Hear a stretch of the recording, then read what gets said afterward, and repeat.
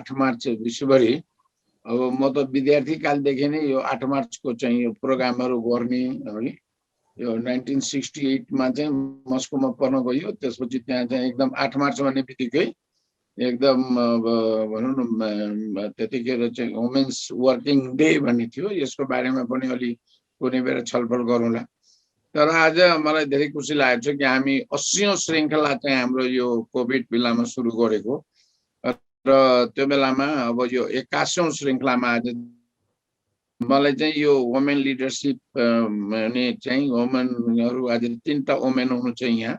अब एकजना चाहिँ मन्त्री, एकजना राजदूत, अब एकजना हाम्रो चाहिँ अब फ्युचर जेनेरेसन भन्छु मैले। अब यो विश्वको अब आफू चाहिँ अलि वातावरण चाहिँ हेरिरहेको।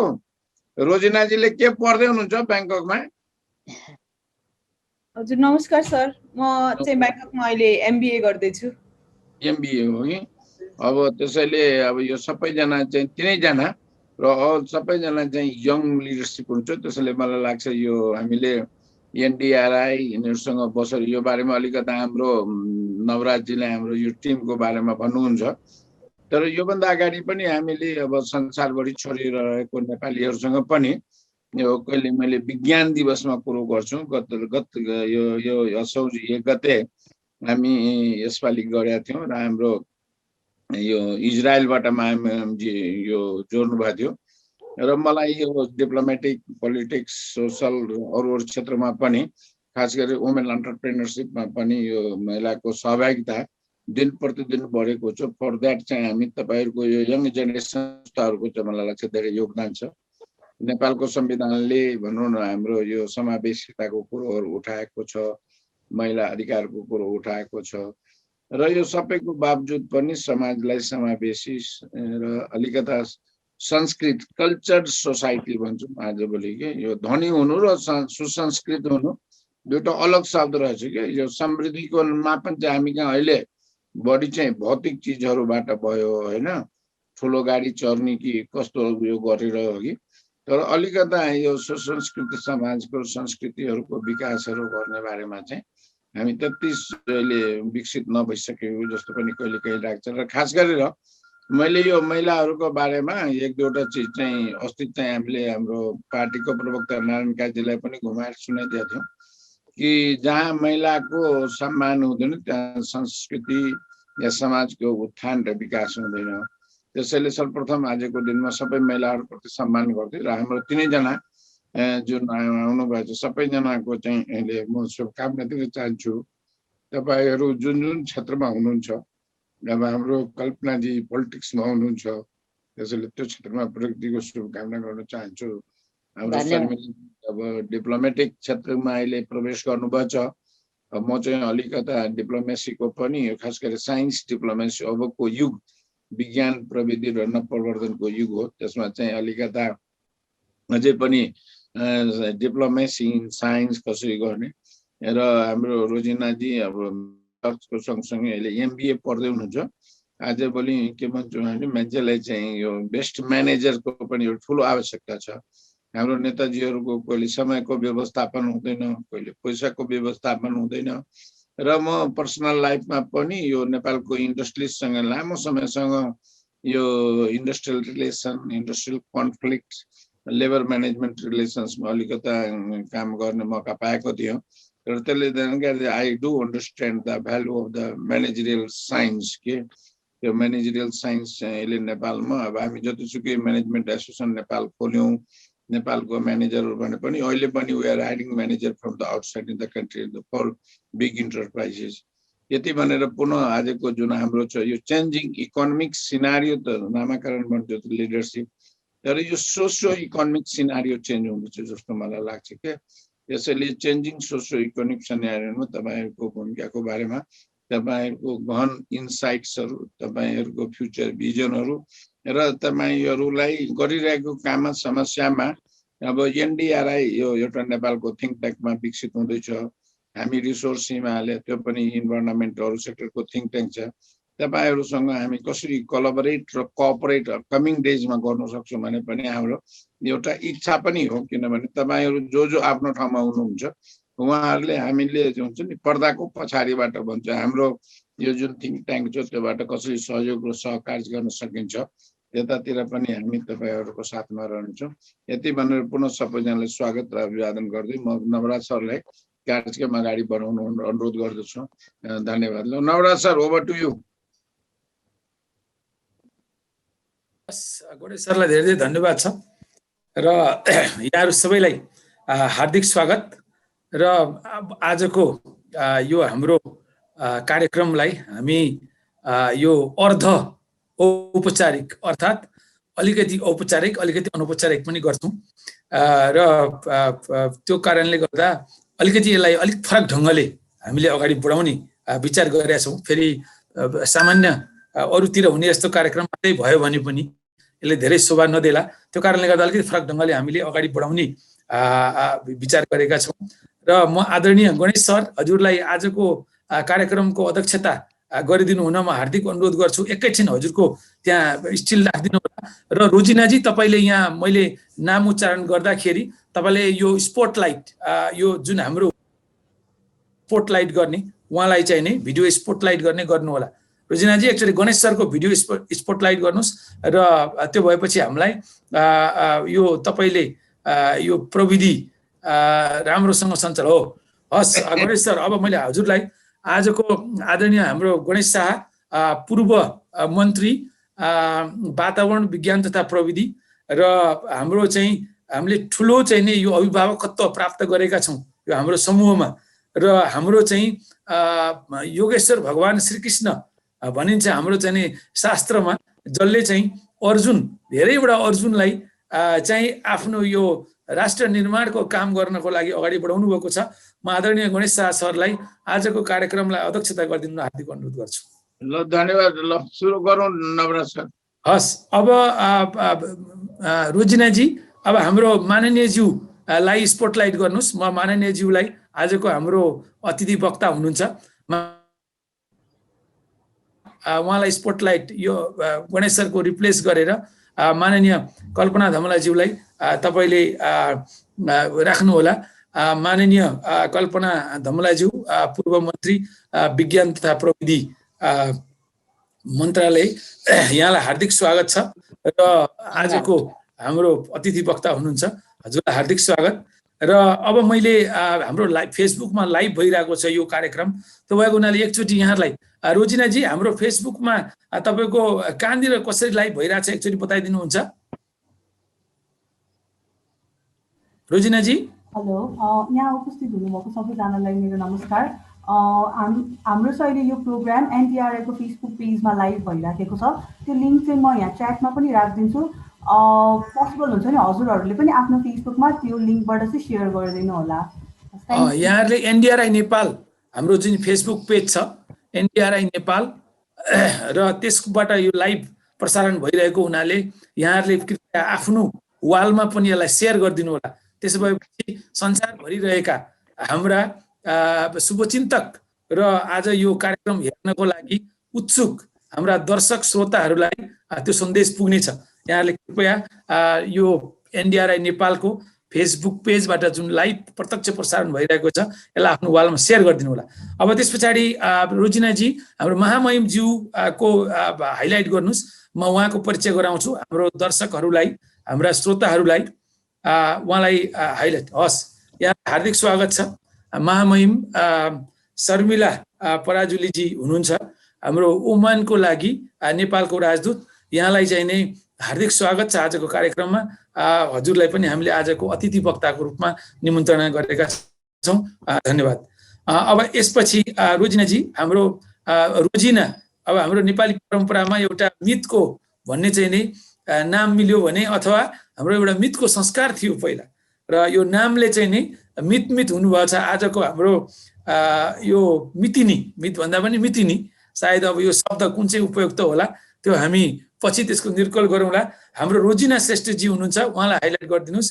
रोजिना श्रेष्ठजी उहाँ चाहिँ मिस अर्थ नेपाल हुनुहुन्छ र अहिले हाम्रो एसियन इन्स्टिच्युट अफ टेक्नोलोजी ब्याङ्ककमा यो MBA मास्टर्स इन बिजनेस एडमिनिस्ट्रेसनको अध्ययनमा हुनुहुन्छ र त्यहाँको एआइटी नेपाली समाजको अहिलेको वर्तमान अध्यक्ष पनि हुनुहुन्छ। यहाँलाई हार्दिक स्वागत छ यो कार्यक्रममा र यहाँले पनि हाम्रो अतिथि वक्ताको रूपमा आज केही सन्देश हाम्रा युवा पिँढीहरूलाई यहाँले हुनेछ। हस्, धन्यवाद। अब हामी अगाडि बढौँ। अघि पनि मैले भने र यहाँ धेरैजना अरू हाम्रो सरहरू हुनुहुन्छ, जस्तो हाम्रो डाक्टर तारानिधि भट्टराई हुनुहुन्छ, नेपाल विकास अनुसन्धान प्रतिष्ठानको हाम्रो संस्थापक सदस्य।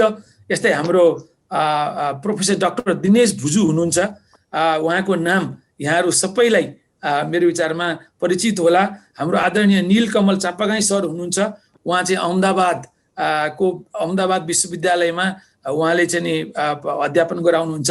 यस्तै हाम्रो सुरेन्द्र श्रेष्ठ सर हुनुहुन्छ, उहाँ चाहिँ प्रोफेसर डाक्टर सुरेन्द्र श्रेष्ठ हाम्रो इन्स्टिच्युट अफ इन्जिनियरिङ पुल्चोक क्याम्पसमा चाहिँ प्राध्यापन गर्नुहुन्छ। र यस्तै हाम्रो डाक्टर राम आचार्य सर हुनुहुन्छ, उहाँले अघि सुरुदेखि नै यहाँ उपस्थित हुनुभएको थियो। राम सर, हजुरलाई हार्दिक स्वागत छ। यस्तै मैले यहाँ धेरैजना अरू साथीहरू देखिरहेको छु। मोनिका महर्जनजी हुनुहुन्छ, अस्ट्रेलियाबाट जोडिनु भएको छ, त्यहाँ अहिले पिएचडी अध्ययन गर्दै हुनुहुन्छ।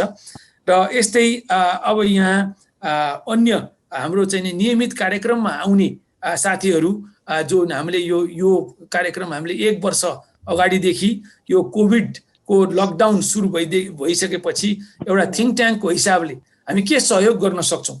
लकडाउनमा चुपचाप घरमा बसेर बस्ने कुरा भएन, हामीलाई छटपट्टि भयो, औडा भयो। त्यो कारणले गर्दा डाक्टर दिनेश भुजू सरले खोल्नु भएको छ, हजुरलाई हार्दिक स्वागत। र हामीलाई औडा भयो र त्यो कारणले गर्दा हामीले यो सुरु गऱ्यौँ र हामीले धेरैवटा कार्यक्रमहरू अहिलेसम्म सम्पन्न गरिसकेका छौँ, छलफलहरू। अब म अगाडि बढ्न चाहन्छु र सबैभन्दा पहिला यहाँ सबैलाई मैले हार्दिक स्वागत गरेँ। आजको हाम्रो वक्ताहरूबाट हामी 10 देखि 15 मिनटको उहाँहरूको अनुभव, उहाँहरूको सन्देश र उहाँहरूको आशीर्वचन, खास गरी हाम्रो नेपालको युवा पुँजीलाई त्यो हामी सुन्नेछौँ उहाँहरूबाट। र त्यसमा जानुभन्दा अगाडि मैले अघि यो विषयवस्तुमा हामीलाई प्रवेश गर्नको लागि म यहाँहरूलाई एउटा स्क्रिन सेयर गर्छु, एउटा प्रश्न राख्छु। त्यो प्रश्नको उत्तर यहाँहरूले च्याट बक्समा लेखिदिनु होला। त्यस पछाडि हामी चाहिँ नि यहाँहरूको जसको उत्तर सबैभन्दा चाँडो आउँछ र सही उत्तर आउँछ र त्यसलाई चाहिँ हामीले पुरस्कारको पनि व्यवस्था गरेका छौँ। र यसको लागि चाहिँ म हाम्रो डाक्टर राम आचार्य र हाम्रो प्रोफेसर डाक्टर तारानिधि भट्टराई सरलाई म हार्दिक अनुरोध गर्छु, यहाँहरूले यसको मूल्याङ्कन गरिदिनु होला। र त्यसको चाहिँ नि हामी त्यो घोषणा, त्यो को विजेता हुन्छ त्यसको घोषणा हामी पछि गर्नेछौँ। र अहिले मैले स्क्रिन सेयर गरेँ। नेपालको पहिलो प्रधानमन्त्री को हो? पहिलो प्रधानमन्त्री नेपाल राष्ट्रको पहिलो प्रधानमन्त्री को हो? यहाँले च्याट बक्समा यसको उत्तर लेखिदिनु होला। आदरणीय प्रोफेसर डाक्टर तारानिधि भट्टराई सर र हाम्रो डाक्टर राम आचार्य सरलाई यसको नोट डाउन गरेर यसको निर्क्युल गरिदिनु होला। पहिलो सही उत्तरलाई हामी पुरस्कारको पनि व्यवस्था गरेका छौँ। र दोस्रो प्रश्न छ, नेपालको पहिलो महिला प्रधानमन्त्री को हो? दोस्रो प्रश्नको उत्तर पनि यहाँले राखिदिनु होला, नेपालको पहिलो महिला प्रधानमन्त्री को हो? र यो दुईटा प्रश्न। अब यस पछाडि म यो स्क्रिन सेयरिङको हाम्रो डाक्टर ज्योति गिरीलाई म दिन चाहन्छु। उहाँलाई स्क्रिन सेयरको अप्सन दिनुहोस्, रोजिनाजी को दिनुहोस्, उहाँले स्क्रिन सेयर गर्नुहुन्छ। सबैलाई नमस्कार, म ज्योति गिरी।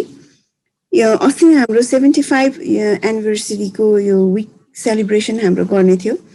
त्यसमा पनि हामीले यस्तै महिला सम्बन्धी इस्युलाई हामीले अलिकति जोडेर हामीले कार्यक्रम गरेका थियौँ। त्यतिखेर हामीहरूको नेपालको पहिलो महिला भाइस चान्सलर युनिभर्सिटीको सुदूरपश्चिमाञ्चल युनिभर्सिटीको भाइस चान्सलर हुनुहुन्थ्यो र त्यसैमा उहाँको स्ट्रगलको, उहाँको सङ्घर्षको कुरालाई जोडेर चाहिँ हामीले के प्रेजेन्टेसनहरू रेडी गरेका थियौँ। र त्यो अनुसार हामीले यो एउटा स्लाइड चाहिँ हामी राख्यौँ र त्यसमा के डिस्कस गऱ्यौँ भन्दाखेरि महिलालाई खुला आकाश छ भनेर देखाइन्छ। आकाशमा हामीलाई चढ्न भनेर पनि भनिन्छ। तपाईँहरूलाई सबै अपर्च्युनिटिजहरू छ भनेर अहिलेको यो आधुनिकले हामीलाई देखाइ त राखेको छ। सधैँ गर्दाखेरि हामी माथि चढ्दाखेरि हामीहरूलाई चाहिँ त्यहाँनिर एउटा नदेखिने एउटा सिसाको एउटा बेरियर हुँदो रहेछ, जसबाट आकाश त देखिन्छ तर त्यो आकाशसम्म पुग्नका लागि चाहिँ हामीले त्यो सिसाको एउटा लेयरलाई चाहिँ हामीले छेडेर बाहिर निस्किनु पर्ने अवस्था छ। त्यस कारणले यही को सन्दर्भमा जोडेर चाहिँ यो स्लाइड रेडी गरिएको थियो, जसमा हामीले breaking the ceilings to get the sky भनेर हामीले यसरी चाहिँ हामीले यो कुरा राखेको थियौँ र यो स्लाइड त्यसैसँग जोडिएर थियो र त्यसैसँग जस्तो हामीले ज्योति म्याम अब अर्कोमा जानु होला, अर्को स्लाइडमा जानु होला, त्यो कार्टुनमा जानु होला। अनि यसैमा अब जस्तो यहाँनिर पनि राखेको छ, यहाँनिर महिला पुरुष हामी सबैजनालाई एउटा मैदान, खुला मैदानमा चाहिँ रेसमा हामीलाई दगुर्न भनेर भनिन्छ, हामी दगुर्न पनि सक्छौँ। त्यस कारणले दगुर्न हामीलाई राख्दै गर्दाखेरि पुलिसहरू के हाम्रो यो हाम्रो पुरुष व्यक्तिहरूको चाहिँ रनवे हेर्दाखेरि यसरी यहाँ खुला देखिन्छ, जसरी नै दगुर्न पाइन्छ। तर महिलाहरू यहाँ दगुर्नको लागि आफ्नो घरायसी जिम्मेवारी अनि सोसियल जिम्मेवारीहरूसँग चाहिँ त्यो सबै चिजलाई पार गर्दै गर्दै गर्दै चाहिँ आफ्नो डेस्टिनेसनमा पुग्नुपर्ने अवस्था छ। त्यसैले यो कार्टुनसँग पनि जोडेर आजको हाम्रो विशेष महिला दिवसको कार्यक्रम हामी गर्न गइरहेका छौँ।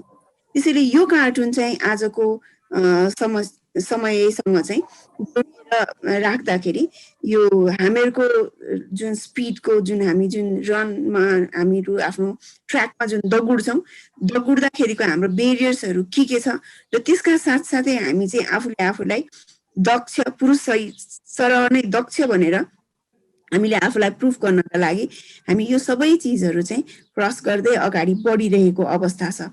र आजको विशेष गरिकन हाम्रो अतिथिहरू जो हुनुहुन्छ, हाम्रो माननीयज्यू अनि हाम्रो उता एम्बेसेडर म्याडम पनि हुनुहुन्छ, त्यस्तै गरिकन रोजिनाजी जो चाहिँ हाम्रो मिस अर्थबाट पनि विभूषित हुनुहुन्छ र उहाँहरूले पनि आफ्नो यो यात्रा तय गर्दै गर्दाखेरि यो सबै बाधा व्यवधानहरू चाहिँ झेल्दै आफूलाई एकदम सफल नेतृत्व देखाउँदै अगाडि बढ्नु भएको पक्कै पनि हो। त्यसैले यो चिजहरूलाई हामीले मनन गर्दै जान्दै बुझ्दै चाहिँ आजको आफ्नो एक्सपिरियन्सहरू हामीसँग सेयर गर्दै र अगाडिका हाम्रा जति पनि महिला पिँढीहरू अगाडि हुनुहुन्छ उहाँहरूलाई एन्करेज गर्दै हामी अगाडि बढौँ र उहाँहरूलाई एन्करेज गरिदिनु होला भनेर हार्दिक अनुरोध गर्दछु। हस्, धेरै धेरै धन्यवाद ज्योति म्याम। र यहाँलाई यो स्क्रिन अब यहाँले अफ गरिदिनु होला ज्योति म्याम। धेरै धेरै धन्यवाद। र यो यहाँहरूले देखिहाल्नुभयो, अहिलेको प्रश्नसँग पनि यो कुरा जोडिएको छ।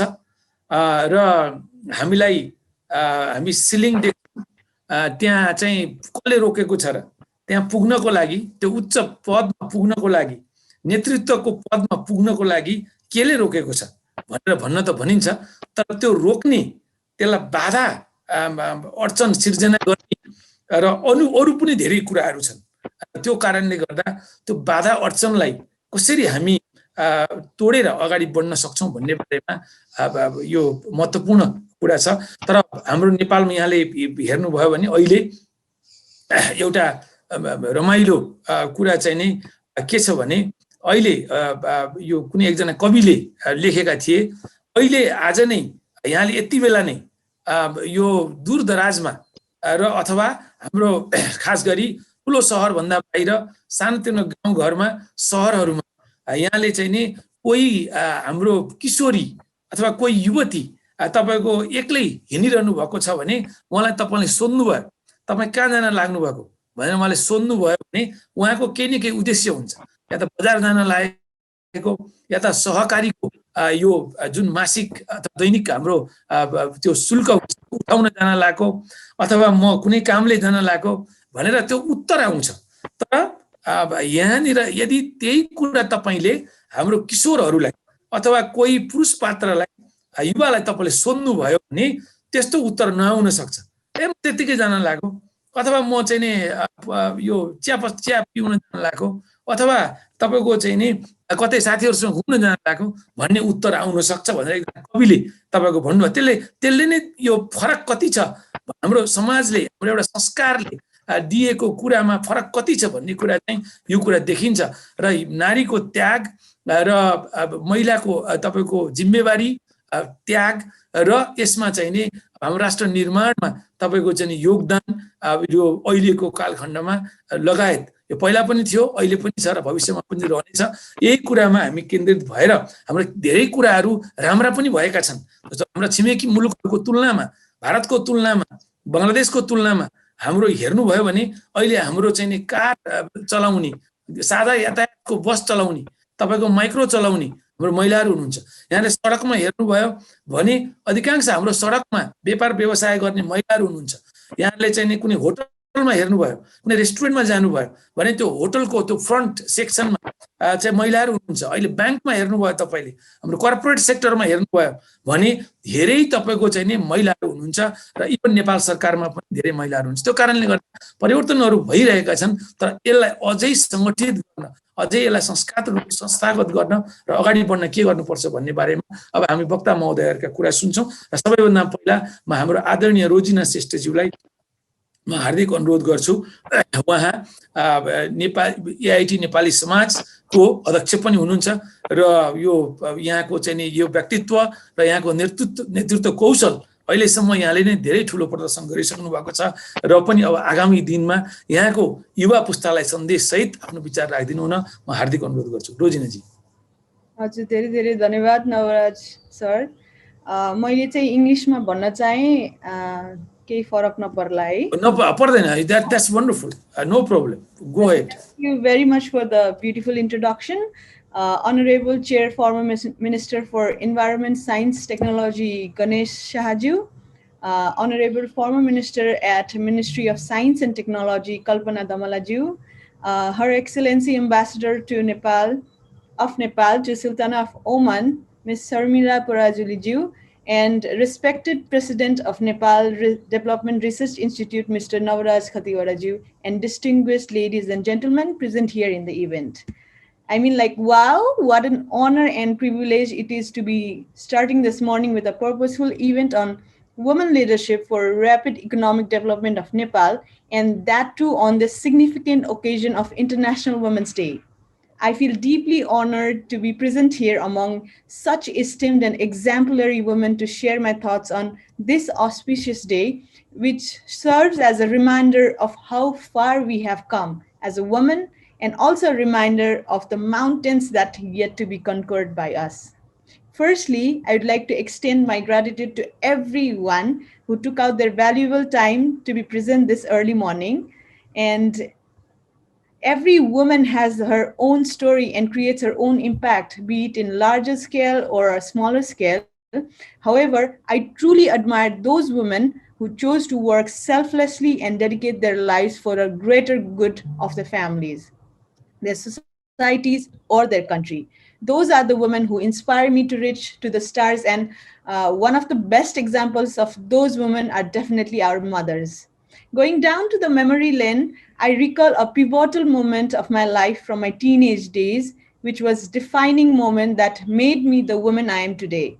By the age of 14 or 15, I could do all the house chores, be it cooking, cleaning, doing dishes, washing clothes, buying groceries, and fulfill all those responsibilities that a homemaker could do because I was raised by my grandmother from my maternal side. I grew up with her because she needed a company in her older days. At that time, I was very happy as I had to give up I wasn't that happy as I had to give up my childhood fantasies of playing with toys, playing dress up with my sisters, watching cartoons, and just focus on my studies and, of course, help my grandmom.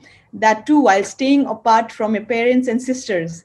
I had a deep set resentment with all my family members, for I used to think that my teenage days were stolen away. And to my surprise, with time, I enjoyed doing what I used to hate. I enjoyed cooking. I enjoyed decorating my space. And when I shared these interests with my friends in the school, they, both male and my female friends, stated that women belong to kitchen anyway. To which somehow I reacted normally, for I was taught the same by my grandmother. And we all know, like, हाम्रो हजुरआमाहरू हजुरबुवाहरू कति conservative हुनुहुन्थ्यो र मेरो मात्र होइन सबैको हुनुहुन्थ्यो नै होला. And I did share this incident with my parents I didn't share it with my parents because at that time I didn't give it a second thought. And until one day I realized all my female friends were very active at sports, debates, and any competition we had in schools. But my hobbies simply had cooking and cleaning. That time it hit me really because I could witness my female friends actually going beyond gender stereotyped roles. With curiosity, I went to my mother and expressed my concerns to her, and oh, that was the best enlightening conversation I had with my mother. So she told me that I was a blessed child to them and my family, as she could leave me with my grandmom and not worry about me, for I was a learner and an achiever. She knew my abilities. She knew one day I would realize that no work, no knowledge is big or small. I had the liberty, the ability to learn how to be independent in life by learning multiple activities, be it at home or a school. She told me that even if I were born as a son, they would still have raised me the same way because learning how to manage a home has no gender roles. So the moral of the story is that my parents always believed in work life balance, and they taught me that your gender identity should not restrict your magnitude of action. We always see our fathers working in offices and mothers working in more in a kitchen, but my part, that was not the case. Both my parents were entrepreneurs as well as homemakers. I am specially inspired by my mother, my Wonder Woman, as she could balance being a homemaker all the while contributing towards the economy of the country as an entrepreneur. This clearly gave me a big picture on my capabilities as a homemaker on a positive note, and then my urge to explore and conquer other arenas.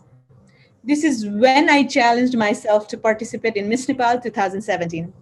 Miss Nepal shaped me very differently. To be honest, it did transform me completely from all sides, be it presentation wise, be it personality wise, or attitude wise. And yes, the process of exploring, giving my best, and working hard on it did pay off. And I did win the prestigious title Miss Nepal Earth 2017.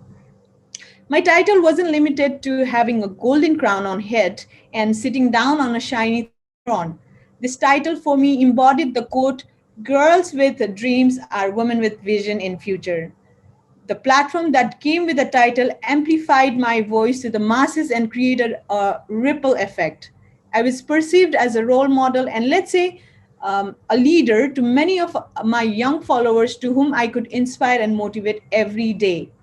And through that platform, I received a lot of leadership opportunities, which helped me directly or indirectly contribute towards the economy of the country. For example, my advocacy at that time was for a homestay at untapped, beautiful areas of Nepal, and my project, which were to advance women in the field of tourism, and among many other opportunities. And now that I'm back to my student life and have an opportunity to learn more about women, I chose to research women entrepreneurs of Nepal and ICT adoption behaviors among us. Currently, I'm doing a data collection on it, and the responses are incredible. And I can't wait longer to share this with every one of you. I might publicly publish about it, but while I was researching, and to my surprise, nearly one third of the Nepal's businesses are owned by women. And the first ever national economic concession in 2019, the Central Bureau of Statistics stated that 29.8% of enterprises, that is exactly 247,880 enterprises in the country, are owned by women. Isn't this fantastic?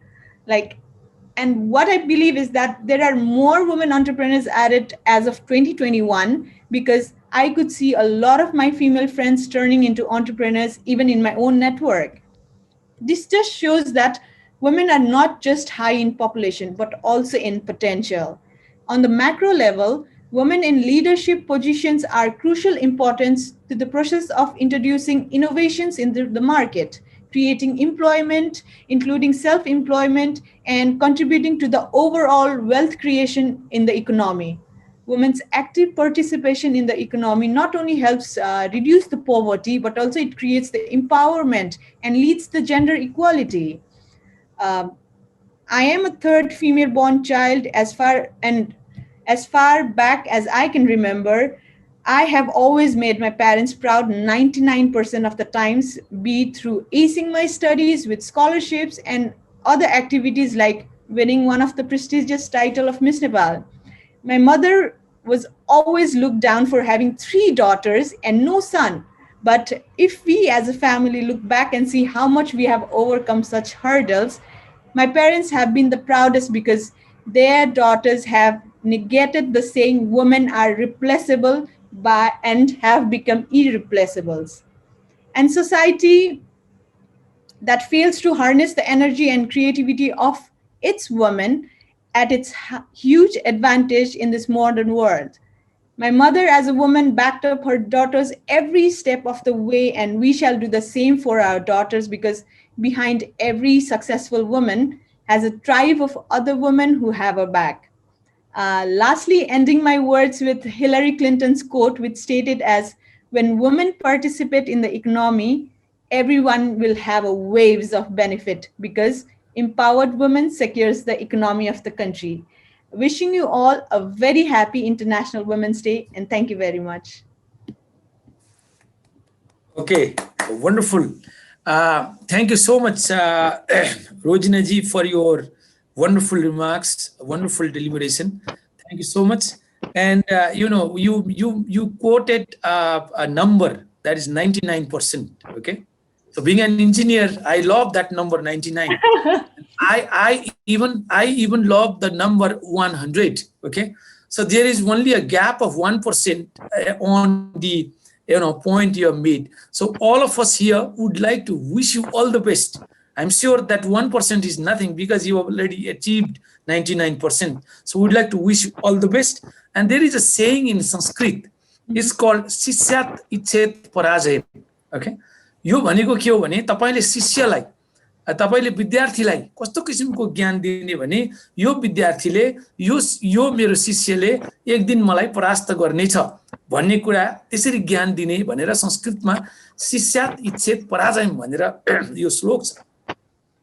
र यो चाहिँ नेतामा पनि लागू हुन्छ, लिडरमा पनि लागू हुन्छ। लिडरले पनि अर्को लिडरलाई, नयाँ लिडरलाई कसरी सिर्जना गर्ने त भन्दा एक दिन यो नेताले म भन्दा पनि ठुलो प्रगति गरोस्, मलाई पनि परास्त गरोस् भन्ने किसिमले गर्ने।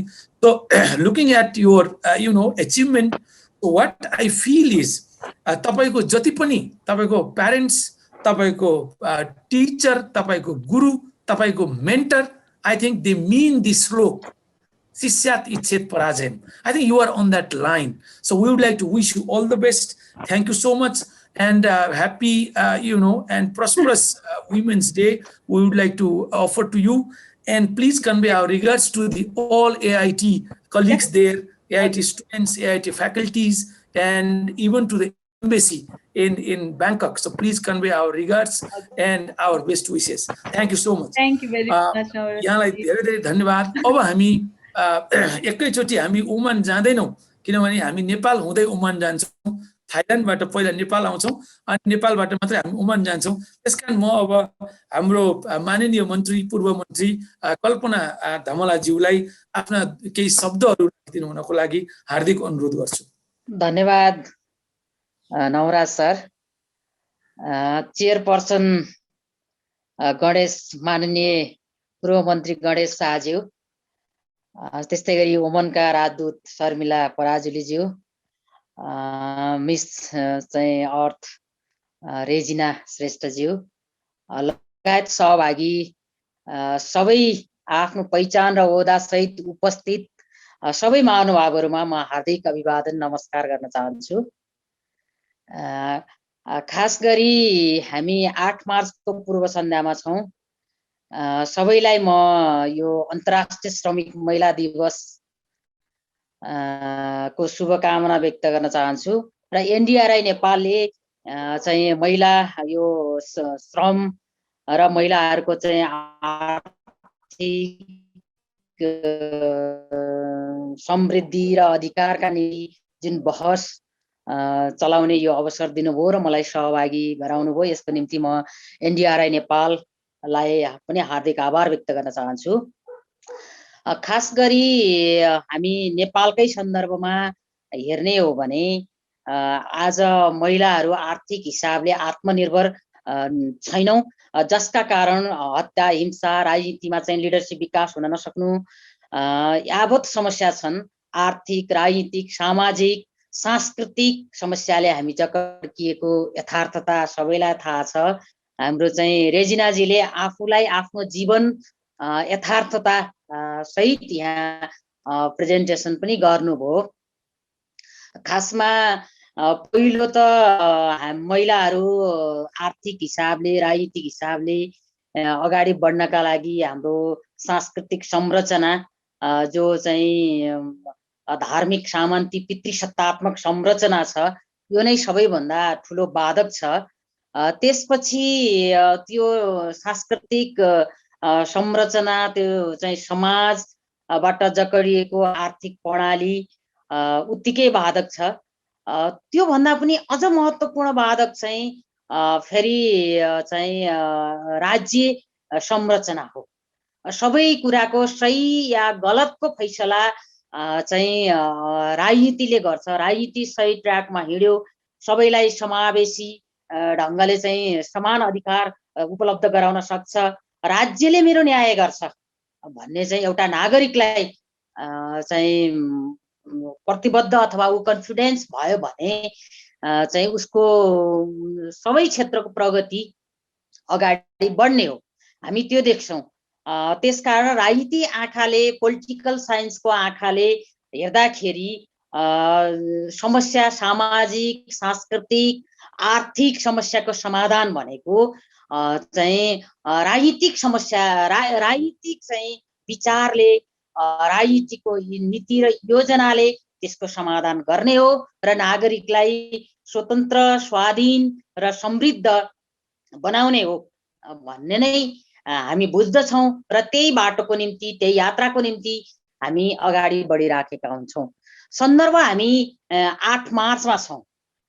यो 8 मार्च चाहिँ किन र कसरी मनाउन सुरु गरियो भन्दा मजदुर चाहिँ कारखानामा काम गर्नेहरू बाट यो 8 मार्च मनाउन सुरु भएको यसको ऐतिहासिक पृष्ठभूमि छ। महिलाहरू घरको चुलो चौका र चौघिराभित्र मात्रै रहँदाखेरि बढी परनिर्भर परजीवी बढी उनको चाहिँ आफ्नो स्वाधीनतामाथिको आफ्नो स्वतन्त्रतामाथिको हस्तक्षेप बाट मुक्त हुने भइराखेको सन्दर्भमा चाहिँ यो 17औं शताब्दीतिर अमेरिकामा चाहिँ जब युरोपमा जब पुँजीवादीहरू को चाहिँ पुँजीवादीहरूले महिलाहरूलाई चुलो र चौकाबाट बाहिर ल्याउन आर्थिक उत्पादनसँग जोड्नुपर्छ र उनीहरूलाई उद्योग कल कारखानामा काम गर्ने अवसर दिनुपर्छ भन्ने कुरा त पुँजीवादको उदयपछि पुँजीवादले महिलाहरूलाई आर्थिक उत्पादनमा जोड्ने कुरा गर्यो र महिलाहरू उद्योग कल कारखानाहरूतिर काम गर्न गए। तर उद्योग कल कारखानामा काम गर्दा पनि समाजभित्र घरको चुलो र चौको भित्र जस्तै विभेद उद्योगमा पनि देखियो। समान ज्याला प्राप्त भएन, ट्रेड युनियनमा भाग लिने अधिकार पनि महिलालाई प्राप्त भएन, मताधिकारको अधिकार पनि महिलालाई थिएन र 8 घण्टा मात्रै काम गर्ने अवस्था पनि रहेन। 16 घण्टा चाहिँ उसमा काम गर्नुपर्ने, कारखानामा काम गर्नुपर्ने, घरको चुलो चौकोको पनि काम गर्नुपर्ने, महिलाले बच्चा जन्माउने हुर्काउने पनि सँगै काम गर्नुपर्ने भनेपछि त यो झन् एउटा सामन्ती संरचनाले घरको चुलो चौको भित्र बन्दी, पुँजीवादी संरचनाले घरको चुलो र चौकोबाट बाहिर त निकाल्यो तर त्यसलाई झन् चाहिँ बढी लोड चाहिँ पैदा गरिदियो र त्यहाँ पनि विभेद चाहिँ कायमै रह्यो। समान कामको समान ज्याला पाउनु पर्ने अधिकार हो त्यो पनि भएन। त्यो अवस्था भइसकेपछि पुँजीवादी संरचनाले बाहिर ल्यायो तर अधिकार प्राप्त भएन, दोहोरो शोषणमा चाहिँ महिलाहरू परे भन्ने चाहिँ जुन महसुस भयो, त्यो अनुभूति भयो र त्यो अनुभूतिसँगै फेरि चाहिँ महिलाहरूले उद्योग कल कारखानामा पनि कामको समान ज्याला, 8 घण्टा मात्रै काम गर्न पाउनु पर्ने राइट, त्यसपछि गएर चाहिँ ट्रेड युनियनको चाहिँ अधिकार को माग गरेर आन्दोलन गर्न पर्ने स्थिति जुन पैदा भयो र त्यो आन्दोलनले चाहिँ युरोपमा समाजवादी आन्दोलन पनि अगाडि बढिराखेको सन्दर्भमा महिलाहरूले उद्योग कल कारखाना उत्पादन आर्थिकसँग पनि आफ्नो श्रमको उचित मूल्याङ्कन र मूल्य प्राप्तिका निम्ति चाहिँ सङ्घर्ष गर्नु पर्यो र यही महिलाहरूको कल कारखानाबाट उठेको मागलाई, त्यो आवाजलाई समाजवादी नेत्री क्लारा जेटकिनले समाजवादी आन्दोलनतिर धाल्नुभयो र महिलाहरूको अधिकारका निम्ति श्रम, शरीर चाहिँ अर्थ सबै चाहिँ अधिकार प्राप्तिको निम्ति चाहिँ समाजवादी आन्दोलन र महिला आन्दोलनलाई सँगै जोडेर हिँडाउनु भयो र हामी 1910 देखि चाहिँ यो अन्तर्राष्ट्रिय श्रमिक महिला दिवस भनेर संसारभर मनाउँदै आइराखेका छौँ र नेपालको सन्दर्भमा 8 मार्चलाई यो विशुद्ध यसको ऐतिहासिक पृष्ठ भन्दा पनि यो नारी दिवस एउटा चाड पर्वको रूपमा जसरी नेपाली हिन्दू महिलाहरूले तीज मनाउँछन् त्यस्तै टाइपको चाहिँ 8 मार्च भनेर मनाउने गरेको पनि यसको विरासत हामीसँग छ। मनाउनुको औचित्य हामी यदि चाहिँ राख्छौँ भने यसको ऐतिहासिक पृष्ठभूमि, यसको महिलाको चाहिँ अधिकार प्राप्तिका लागि भएको सङ्घर्ष र हामी अन्तर्राष्ट्रिय श्रमिक महिला दिवस भनेर हाम्रो राज्यले पनि मनाउन सकेको छैन र त्यो राष्ट्रिय रूपको नारा ल्याउन सकिराखेको छैन। यो नारी दिवस हो भनेर भनिदिराखेको छ। महिलाहरूले नेपाली महिलाहरूको हिंसा, हत्या, सामाजिक संरचनाको विरोध गर्ने दिनको रूपमा मात्रै यो चाहिँ परिभाषित भइराखेको छ। यो यसो हुनु हुँदैन र बाबुराम भट्टराई प्राइम मिनिस्टर हुने बेला यसलाई राज्यले नै अन्तर्राष्ट्रिय श्रमिक महिला दिवसको चाहिँ ऐतिहासिक पृष्ठभूमि सहित मनाउनु पर्छ र त्यो नारा दिनुपर्छ भनेर हामीले निर्णय गर्यौं। श्रमिक महिला दिवस भनेर स्थापित त भयो, तर फेरि त्यसलाई कन्टिन्यू गरेर श्रमिक महिला दिवसकै रूपमा अगाडि बढाउने नीति योजना र नाराहरू चाहिँ आउन सकिरहेको।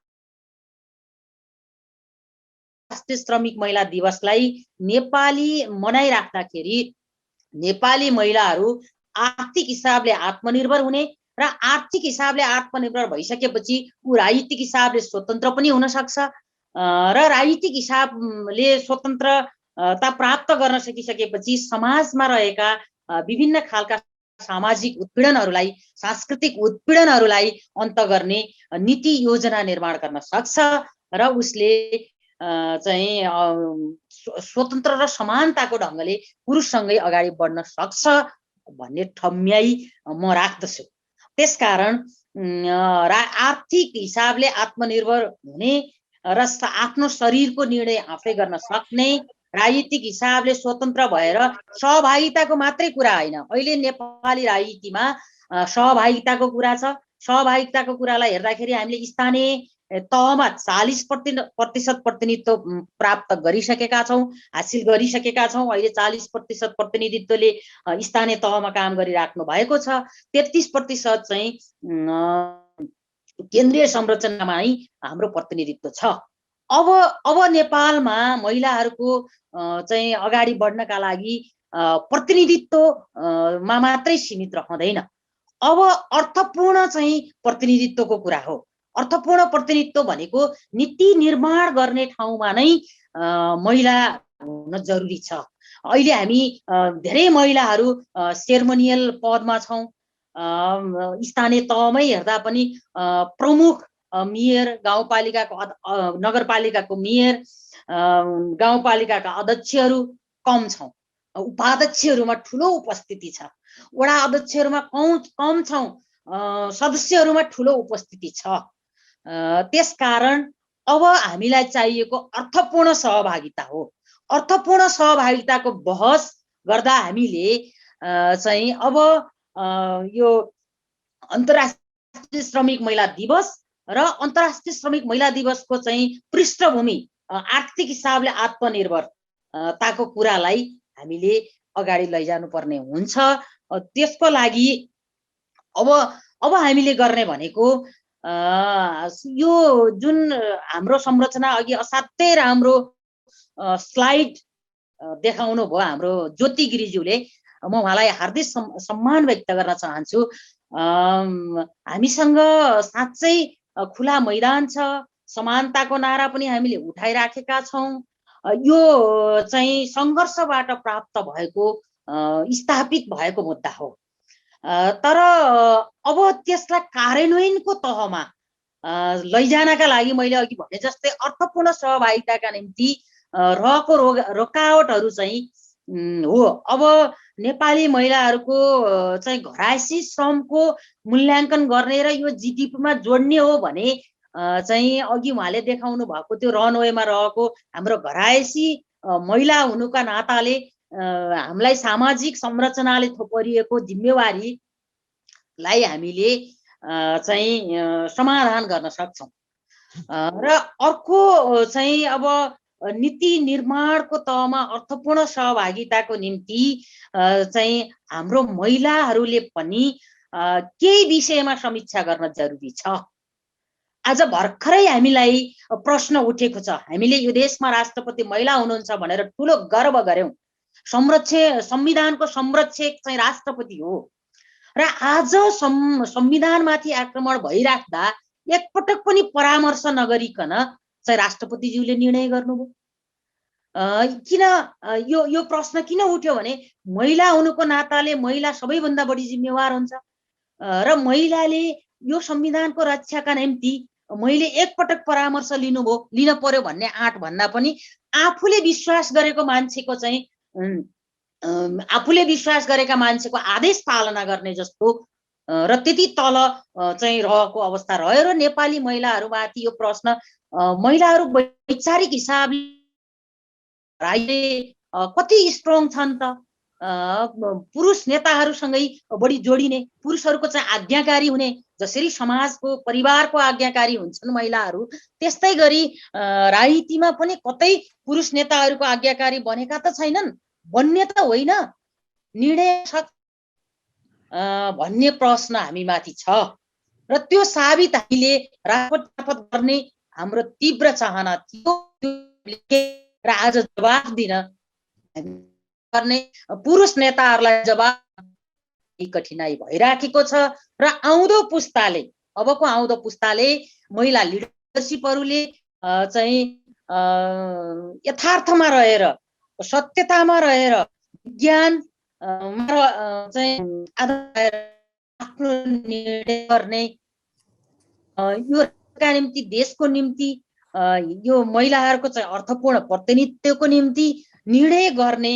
चाहिँ साहस गर्नुपर्छ, कसैसँग जोडिएर होइन। राजनीतिमा लाग्ने महिलाहरूले चाहिँ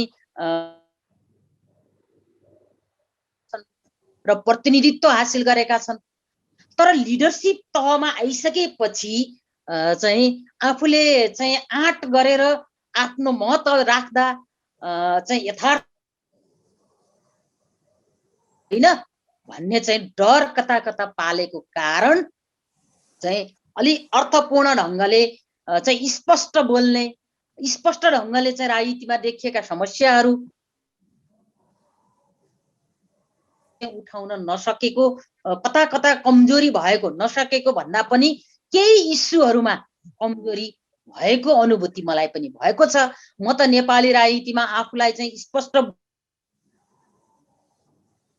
गर्ने भन्दा पनि आफ्नो चाहिँ अडान राखेर बरु जहाँको तै रहने भन्नेमा म प्रतिबद्ध छु। म त्यसरी नै जाने र आफूलाई त्यसरी नै चिनाउने कोसिस चाहिँ आफ्नो अडानलाई कायम गरेर अगाडि बढ्न सक्यो भने साँच्चै यो समाजको रूपान्तरण गर्न सकिन्छ र अर्थपूर्ण प्रतिनिधित्व महिलाहरूलाई गराउन सकिन्छ र यो महिलाहरूको जीवनमा चाहिँ रूपान्तरण गर्न सकिन्छ। जो जति भएको छ त्यसमै हामी सन्तुष्टि गर्ने होइन र धेरै वक्ताहरूले राखिसक्नु भएको छ। अहिले उद्योग क्षेत्रमा महिलाहरूको त्यतिकै प्रतिनिधित्व छ, ब्याङ्किङ क्षेत्रमा छ, कर्मचारी प्रशासनमा छ, महिलाकै चाहिँ लोकसेवाले त महिलाकै प्रतिशत महिला चाहिँ कोटा भनेर तोकिदिएको छ, हरेक ठाउँबाट आएको छ, सेनामा छ, पुलिसमा छ, सबैमा प्रतिनिधित्व छ। हामीले खोजेको 33% प्रतिनिधित्व पनि होइन, 40% प्रतिनिधित्व पनि होइन। हामीले पुरुष सरहको समानता खोजेको हो। त्यो समानतामा जति बेलासम्म स्थापित हुँदैन त्यति बेलासम्म र जब आरक्षण पुरा हुन्छ, समान प्रतिस्पर्धामा जाने हैसियत बन्छ, त्यति बेला फेरि आरक्षण चाहिँदैन, समानता नै स्थापित गर्ने हो, समान ढङ्गले अगाडि बढ्ने हो। र यो समानताका लागि जसरी मैले पनि कुरा गरेँ, समानता स्वतन्त्रताको कुरा चाहिँ अगाडि सारिदिएको छ। हामीले लोकतन्त्र मार्फत पनि त्यो कुरालाई अगाडि लगेका छौँ। तर फेरि समानता र स्वतन्त्रताको मुद्दासँगै रहेका बाधा अडचनहरूलाई चाहिँ पन्छाउने आँट चाहिँ महिलाहरूले नै गर्नुपर्छ। कसैले बनाइदिएर चाहिँ नेतृत्व स्थापित हुन पनि सक्दैन। बिजनेसको एउटा बोर्डमा सहभागी गराएर, त्यो टिममा सहभागी गराएर उनको क्षमता बिना चाहिँ उनले त्यसको ह्यान्डल गर्न पनि सक्दैनन्। महिलाको सबै क्षेत्रमा जुन क्षेत्रमा लाग्नु भएको छ उहाँहरूलाई चाहिँ अवेरनेस गर्ने प्रक्रिया पनि बाँकी छ। त्यसलाई पनि गर्दै जाने र समान प्रतिस्पर्धामा उत्रिने वातावरण राज्यले पनि बनाउँदै जाने, महिला लिडरसिपहरूले पनि त्यो आफू आफ्ना उत्तराधिकारीहरू तयार गर्दै जाने, धेरैभन्दा धेरै लिडर उत्पादन गर्ने जिम्मेवारी चाहिँ लाग्ने महिलाहरूले चाहिँ हिजोको पितृसत्तात्मक पुरानो चिन्तन सामन्तवाद त महिलाहरूमा पनि त छ। आफू अगाडि आइसकेपछि मभन्दा अगाडि अरू नजाओस् जुन क्षेत्रमा लागेका महिलाहरूसँग पनि हुन सक्छ। त्यो ममा पनि होला, धेरै थोरै कति छ मूल्याङ्कन गरिदिने कुरा हो मेरो। त्यसले गर्दाखेरि हामी पनि सामन्ती पितृसत्तात्मक चिन्तनबाट महिलाहरू सबैभन्दा धेरै मुक्त हुनुपर्छ। महिलाहरूसँग बढी पुरुषहरूमा भन्दा यो पितृसत्ता बढी छ।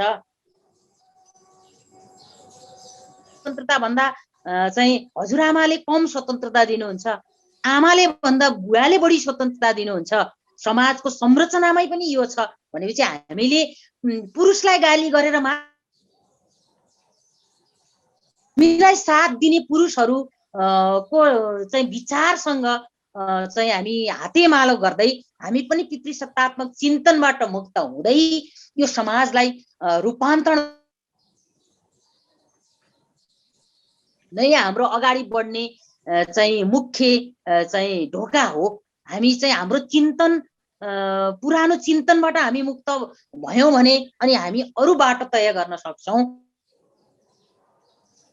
पुरानो चाहिँ सामाजिक सोच, चिन्तन, व्यवहार र संरचनाबाट अगाडि बढाउँदै लानका लागि चाहिँ हामी राजनीतिक क्षेत्रमा, कूटनीतिक क्षेत्रमा, विभिन्न चाहिँ सामाजिक क्षेत्रमा अगाडि बढेका महिलाहरूको सहकार्य जरुरी छ। सबै मिलेर हातेमालो गरौँ। विज्ञान क्षेत्र त झन् सबैभन्दा महत्त्वपूर्ण क्षेत्र हो। यो 21औं शताब्दी विज्ञान र प्रविधिको युग हो र हामीले विभिन्न क्षेत्रमा रिसर्च गरेर यो बहसहरू चलाइराख्नु भएको छ एनडीआरआईले। यो चाहिँ हाम्रा लागि पनि महत्त्वपूर्ण फोरम हो भन्ने मैले महसुस गरेको छु। र फेरि पनि अन्तमा यो अन्तर्राष्ट्रिय श्रमिक महिला दिवसको शुभकामना दिँदै आयोजक ज्यूहरूलाई हार्दिक आभार व्यक्त गर्दै बिदा हुन्छु। धन्यवाद। हस्, धेरै नै हामी आभारी छौँ। यहाँलाई धेरै धेरै धन्यवाद र धेरै मन छुने र धेरै वस्तुगत धेरै चाहिँ यो हामी अब्जेक्टिभ स्टेटमेन्ट भन्छौँ हामी, तथ्यमा आधारित र एकदमै समसामयिक कुराहरू राखिदिनु भयो। सबैभन्दा मलाई एकदमै भित्रै छोएको एउटा कुरा म यहाँ दोहोऱ्याउन चाहन्छु। यो शरीरको निर्णय यहाँले जुन भन्नुभयो, वास्तवमा त्यो धेरै ठुलो अहिले पनि हाम्रो दूरदराजमा धेरै ठुलो समस्या छ। के हो भने आफ्नो शरीरको आफैले निर्णय गर्न नपाउने तपाईको एउटा हाम्रो संस्कार छ, चलन छ। र हाम्रो पूर्व सचिव हाम्रो खेमराज नेपालज्यूले एउटा उहाँको पुस्तकमा लेख्नु भएको कुरा म यहाँहरूलाई सुनाउन चाहन्छु। यो बालिकाबाटै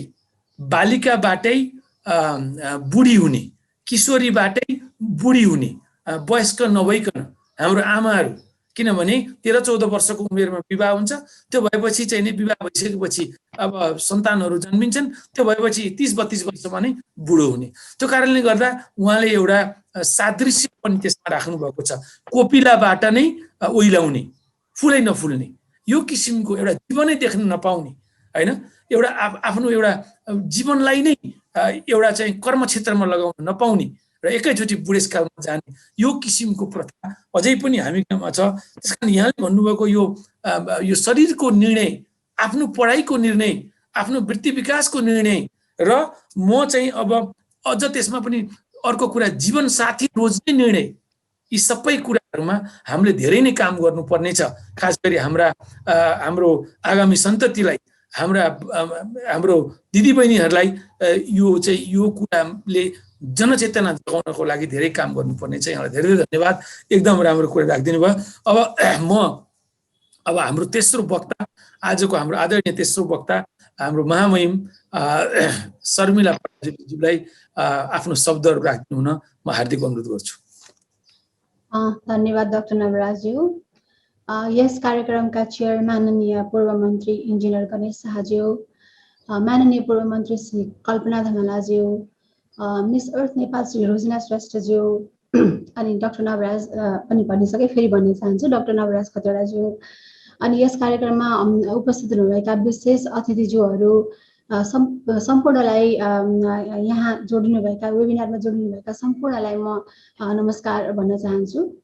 र यस कोभिड-19 सपोर्ट नेटवर्क ग्रुपको 21औं भागमा आज अन्तर्राष्ट्रिय महिला दिवस 2021 मनाउने कार्यक्रम राख्नु भएकोमा म आयोजक अग्रज साथीहरूलाई धन्यवाद प्रकट गर्न चाहन्छु।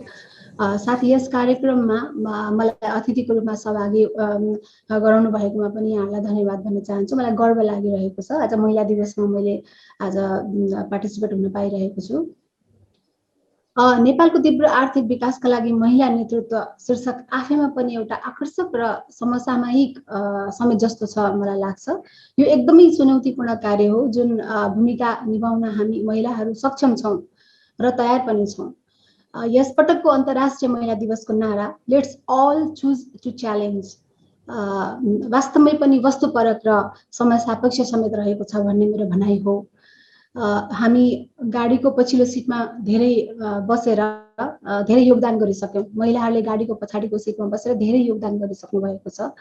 अब हामीले हाम्रो भूमिकालाई पुनः परिभाषित र उचित समय गर्ने पनि उचित समय आइसकेको छ।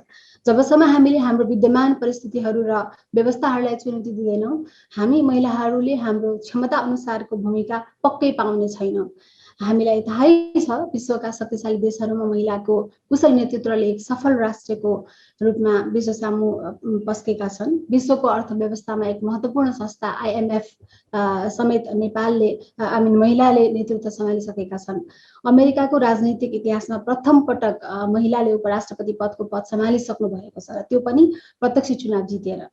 विज्ञानदेखि अर्थव्यवस्था, राजनीति देखि समाज विज्ञान सबै क्षेत्रमा विश्वभरि महिलाहरूले सफल नेतृत्वदायी भूमिका निभाइसक्नु भएको हामी सबैलाई विदितै छ। नेपालको संविधान 2072 जारी भएपछि यस संविधानले महिला सशक्तिकरणमा थप टेवा पुर्याउने आधारहरू सृजना गरेको छ। संवैधानिक व्यवस्था अनुसार नै देशमा प्रथम पटक महिला राष्ट्रिय प्रमुख हुनुभएको छ र त्यसै गरी स्थानीय तहमा उल्लेखनीय संख्यामा हुनुभएका महिला प्रतिनिधिहरूले कार्यकारी भूमिका खेलेर आफ्नो पालिकामा नेतृत्वदायी भूमिका खेलिरहनु भएको हामीले देखेकै छौं। कुनै एक समय त व्यवस्थापिका, न्यायपालिका तथा कार्यपालिका सबैमा महिलाहरूको कुशल नेतृत्व प्रदान गर्नुभएको थियो। कुल जनसङ्ख्याको आधा भन्दा धेरै हिस्सा रहेको महिला वर्गलाई सक्रिय नेतृत्वदायी भूमिकामा नल्याई मुलुकले तीव्र आर्थिक छलाङ मार्ने सम्भव देखिँदैन। महिला सशक्तिकरण, सहभागिता तथा नेतृत्वले नै नेपालको विकासको व्यग्र चाहनालाई सफल बनाउँछ भन्नेमा दुई मत छैन। म आफै पनि नेतृत्वदायी भूमिकामा बसेपछि धेरै अनुभव अनुभव साथै धेरै योगदानहरू पनि गर्ने मौका मैले पाएँ र अब नेपाललाई ओमानमा रिप्रेजेन्ट गरिरहेको छु as an ambassador, first ambassador. अब अहिले अब मेरो काममा धेरै जिम्मेवारी पनि छ। दुईटा देशको सम्बन्ध अगाडि बढाउने कार्य भयो र आफ्ना नेपाली नागरिकहरू जुन ओमानमा बस्नु भएको छ, लगभग 18,000 नेपाली नागरिकहरू हुनुहुन्छ, उहाँहरूलाई मैले चाहिँ एउटा अभिभावकत्व प्रदान गरेर बसेको छु र होस्ट कन्ट्री ओमान, सल्तनत अफ ओमानमा म यहाँ आएको 2017 देखि म यहाँ आइरहेको छु र यो बिचमा मलाई धेरै अनुभवहरू पनि भयो र म आफै पनि महिला भएको कारणले गर्दाखेरि कसरी चाहिँ संसार अगाडि बढिरहेको छ, कसरी महिलाहरू के गरिराख्नु भएको छ, हामी के कारणले कस्तो कस्तो कुराले हामीलाई अगाडि बढाउँछ भन्ने विषयमा पनि अलिक विशेष ध्यान पनि मैले दिइरहेको छु। म आफै पनि तपाईँको अब म आफै पनि महिला र भएको कारणले गर्दाखेरि र मेरो घरमा पनि मेरो एउटा रोल मोडल मेरो जन्म दिने मेरो आमा हुनुहुन्छ, जसले चाहिँ अब अघि उहाँहरूले पूर्ववक्ता साथीहरूले भन्नुभएको थियो, अब यो जस्तै गिल्ट फिलिङको कुराहरू पनि गर्नुभएको थियो होइन, डाक्टर ज्योतिले पनि भन्नुभएको थियो। अब खुला आकाशको जुन उहाँले एउटा हामीलाई त्यो पोस्टर पनि देखाउनु भएको थियो, कसरी त्यो ग्लासलाई ब्रेक गरेर आकाशमा जाने, भन्न त खुला भनिएको छ तर कसरी जाने भन्ने कुरा जुन उहाँले एउटा त्यो एकदमै राम्रो पनि लाग्यो मलाई। वास्तवमा भन्यो भनेदेखि त्यो कुरा सही पनि हो केही हदसम्म, तर जब मेरो आफ्नो अनुभव चाहिँ अलिक फरक किसिमको छ। जब म आफू सानो थिएँ, स्कुलमा पढ्दै थिएँ, कलेजसम्म पनि पढ्दै थिएँ, मलाई महिला र पुरुषमा विभेद गरिन्छ भन्ने नै थाहा नै भएन मलाई त्यसमा त्यो विभेद मैले महसुसै गरेको रहेन रहेछु।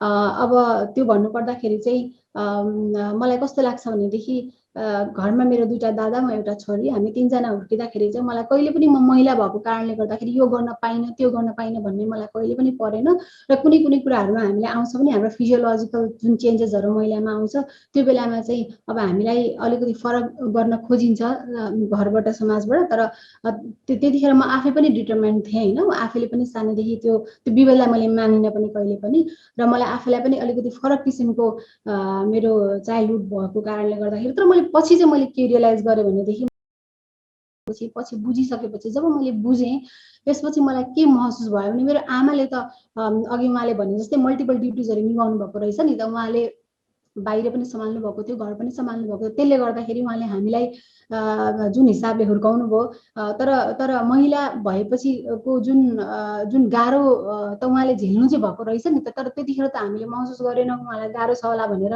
तर अहिले मैले रियलाइज गर्छु साँच्चै नै पनि मल्टिपल वर्क गर्नलाई, वर्क लाइफ ब्यालेन्स गर्नलाई गाह्रो हुन्छ।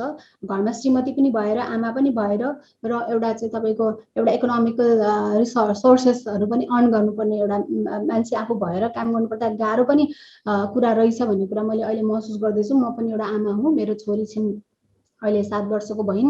अब यो सबै कुराहरू अहिले विचार गर्दाखेरि चाहिँ वास्तवमा धेरै गाह्रो गर्नुभएको रहेछ उहाँहरूले, तर मलाई कहिले पनि उहाँहरूले फिल चाहिँ गराउनु भएन र त्यसको लागि म उहाँलाई धेरै धेरै धन्यवाद भन्न पनि चाहन्छु। किनभने एउटा तपाईँको त्यो फिल गर्न नपाउनु राम्रै पनि भयो। कहिलेकाहीँ हामीलाई हिँड्दै धेरै खाल्डोहरू छ भने पनि हामी एकदम बढी केयरफुल भएर हामी डराएरै बस्छौँ।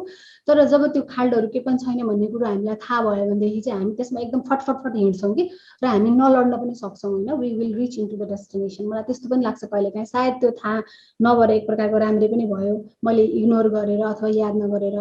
र अहिले चाहिँ मलाई झन् बढी जिम्मेवार बोध भएको छ। महिलाहरूको क्षेत्रमा धेरै काम गर्नुपर्ने रहेछ, धेरै कुराहरू सेयर गर्नुपर्ने रहेछ।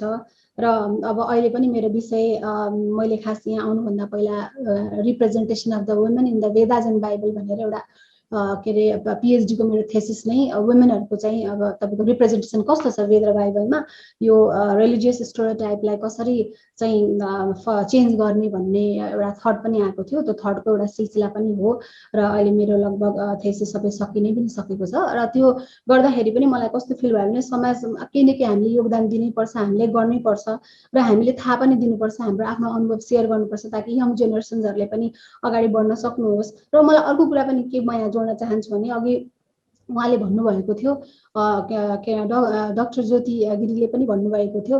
जस्तै अब यो ब्यालेन्स गर्न सकेन भनेदेखि कसरी ब्यालेन्स गर्ने र कसरी हामीले ब्यालेन्स गरेर खुसी हुन सक्छौँ भन्ने कुरो पनि त हो। जस्तै अब कहिलेकाहीँ अफिसमा एकदमै राम्रो काम गरे हुन्छ, घरमा गएर केही कुरा गर्न सकेन भने होइन, छोराछोरीलाई टाइम दिन सकेन भने, हस्बेन्डलाई आफू घरमा भएको फ्यामिलीलाई पनि टाइम दिन सकेन भने कस्तो गिल्ट फिल, कस्तो मैले त फ्यामिलीलाई पनि हेर्न सकिन छु भन्ने गिल्ट फिल वुमेनहरूमा आउँछ होइन।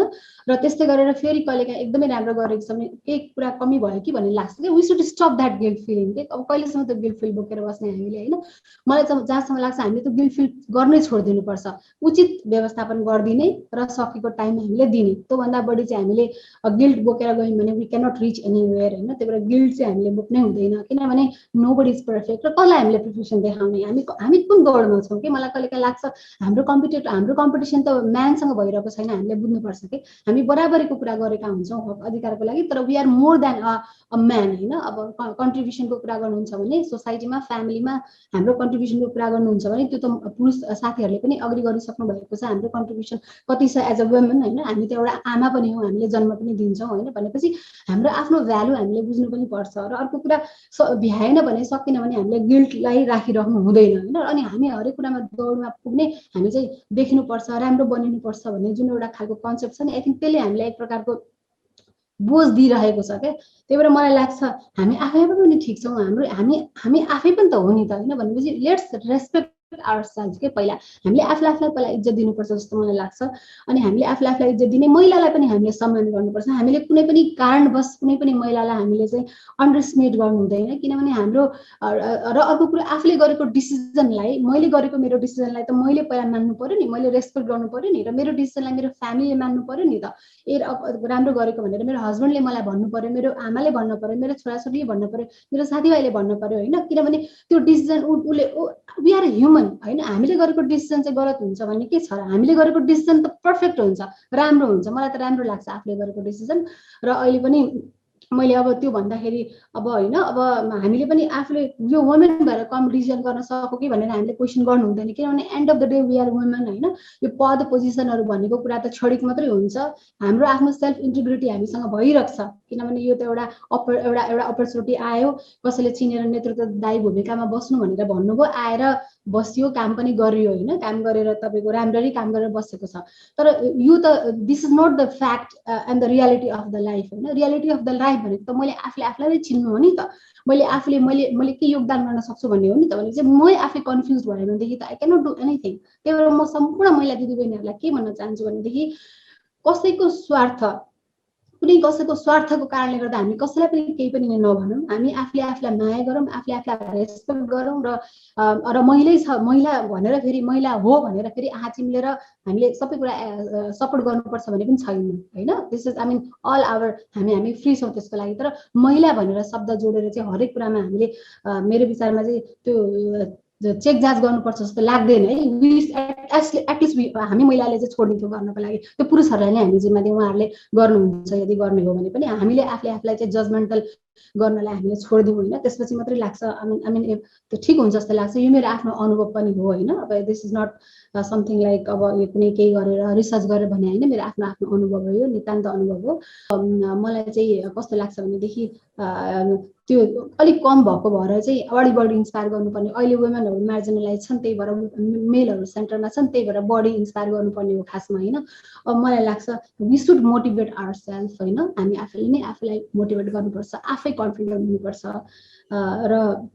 र यस्तो खालको कार्यक्रमको साथ सहयोगले नै अलि बढी अवेरनेस पनि आउँछ होइन अरूमा पनि। त्यही भएर म आज खास यहाँ बिहान ओमानमा चाहिँ 6 o'clock होइन, in the morning, early in the morning हो। अनि बिहानै कार्यक्रम हुन्छ भनेपछि अनि वुमेन प्रोग्राम भनेपछि चाहिँ मैले यसो सोचेँ होइन, मेरो दायित्व पनि त हो नि। उहाँले मलाई 2 दिन मात्रै भयो मलाई नोटिस गर्नुभएको।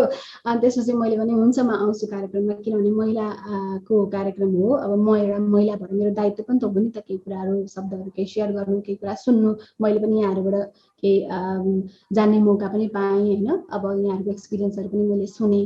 त्यही भएर अनि मलाई चाहिँ होइन दायित्व पनि हो भन्ने एउटा किसिमको होइन एउटा फिल भएर म बिहानै भनौँ न अलि नर्मल अलि म बिहानै धेरै 5 बजी चाहिँ म उठ्ने गरेको छैन होइन। त्यही भएर आज चाहिँ मैले बिहानै उठेर त्यसपछि होइन I have to be here भन्ने सोचेर म आएको हो। त्यही भएर यहाँहरू सबैजनालाई धन्यवाद भन्न चाहन्छु। Thank you so much everybody. अनि let's be proud what we have.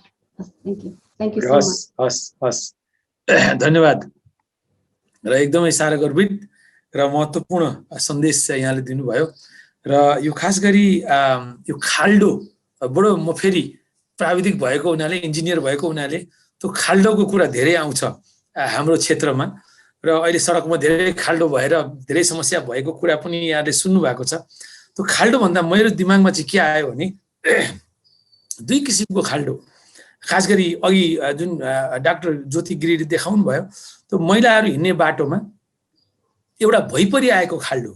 यहाँलाई चाहिँ तपाईँको कहिलेकाहीँ अब खानेपानीले बनाएको अथवा अरू कसरी बनाएको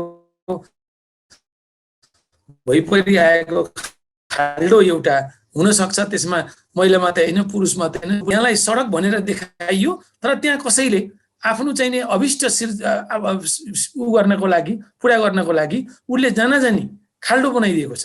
त्यो खाल्डोमा यहाँलाई पारिदिन्छ। यो चाहिँ सिर्जित खाल्डो भयो, क्रिएटेड पिट भयो हैन। र यो चाहिँ कस्तो भने जस्तो एउटा उदाहरण म यहाँहरूलाई निवेदन गर्छु। अहिले मध्यपूर्वमा जहाँ हाम्रो महामहिमज्यू एउटा मुलुकमा हुनुहुन्छ, अरू धेरै मुलुकहरूमा यो हाम्रो चाहिँ चेलीबेटीहरूलाई रावणहरू भन्छु म, सादृश्य त्यो रावणहरूको दिन्छु। उनीहरूले खाल्डो सिर्जना गरेका छन् र त्यो खाल्डो सिर्जना गरेर ती रावणहरूमा यहीँदेखि नै अवैध किसिम बनाएर लैजाने, नेपालबाटै उहाँहरूलाई अवैध बनाउने, यहीँ नै पासपोर्ट फाल्न लाउने, त्यो गरेर लैजाने समूहहरू। र त्यहाँ पुगेपछि त्यो हाम्रो चेलीबेटीहरूको इच्छा विपरीत उहाँहरू काम गर्न जानुभएको, श्रम गर्न जानुभएको, तर उहाँहरूको इच्छा विपरीत त्यहाँ शारीरिक शोषण गर्ने र त्यसको चाहिँ एकदम अन्तिम कतिपय यहाँ घटनाहरू समाचार पत्रमा आएका छन् कि तपाईँको के भने इच्छा विपरीत गर्व बोकेर उहाँहरू फर्किनु परेको छ। कति पीडादायी होला यहाँहरूले कल्पना गर्नुहोस् त, यहाँहरूले कल्पना गर्नुहोस् त यो कुरा हाम्रो जीवनमा। एउटा हाम्रो झमक घिमिरेले, उहाँ पनि नारी हुनुहुन्छ, लेखिका हुनुहुन्छ, एउटा जिउँदो लास भनेर लेख्नु भएको छ उहाँको किताबमा। सम्भवतः त्यो जिउँदो लासको धेरै नजिक पुगेको अवस्था हो। तपाईँले आफ्नो इच्छा विपरीत अरूको गर्व बोकेर एउटा सही काम गर्न गएको मान्छेलाई त्यो किसिमको एउटा चाहिँ भारी बोकाएर पठाइदिने त्यो किसिमका हाम्रो पनि अहिलेसम्म त्यहाँ केही त्यस्ता घटनाहरू भएका छन्। र हामी एउटा प्रण गरौँ, हामी यसरी काम गरौँ, हामी यसरी सहकार्य गरौँ र हाम्रो त्यो अहिलेसम्म आएका घटनाहरू अन्तिम हुन्, अहिलेसम्म आएका समाचारहरू अन्तिम बनुन्, ती हाम्रा अन्तिम विफलताहरू बनुन्। हामी त्यसरी काम गरौँ र अब हामी सहकार्य गरौँ, अगाडि बढौँ। म यहाँहरू सबैलाई आह्वान गर्न चाहन्छु। महामहिमज्यूलाई धेरै धेरै धन्यवाद।